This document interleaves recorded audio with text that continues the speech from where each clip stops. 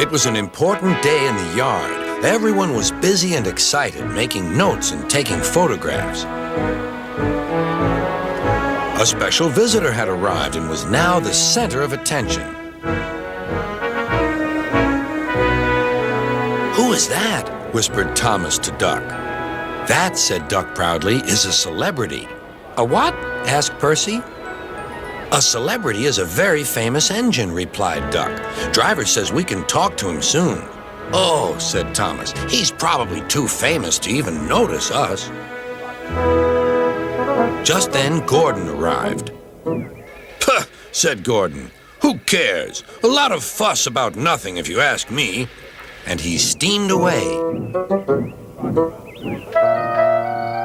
Later that night, the engines found that the visitor wasn't conceited at all. He enjoyed talking to the other engines till long after the stars came out. He left early next morning. Gordan was still complaining. "Good riddance," he grumbled, "chattering all night. Who is he anyway?" "Duck told you," replied Thomas. "He's famous."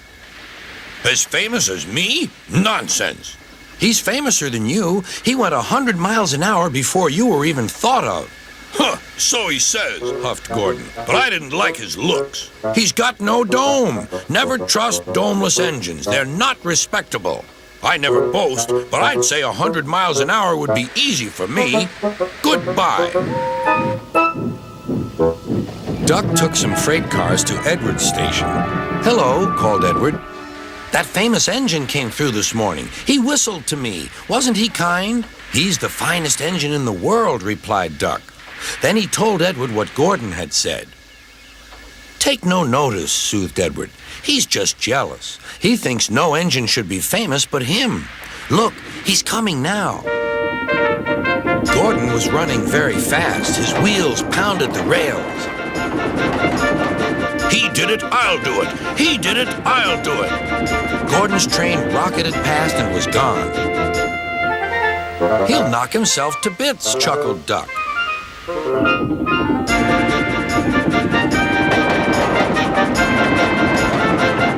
Gordan's driver eased him off. "Steady, Gordan. We aren't running a race." "We are then," said Gordan, but he said it to himself. Suddenly, Gordan began to feel a little strange. "The top of my boiler seems funny," he thought. "It feels as if something is loose. I'd better go slower." But it was too late. On the viaduct, they met the wind. It was a teasing wind which blew suddenly in hard puffs. Gordan thought it wanted to push him off the bridge. "No, you don't," he said firmly. But the wind had other ideas. It curled round his boiler, crept under his loose dome, and lifted it off and away into the valley below. Gordan was most uncomfortable. The cold wind was whistling through the hole where his dome should be, and he felt silly without it. At the big station, the freight cars laughed at him. Gordan tried to wheesh them away, but they crowded round no matter what he did. On the way back to the shed, he wanted his driver to stop and fetch his dome. "We'll never find it now," said the driver. "You'll have to go to the works for a new one." Gordan was very cross.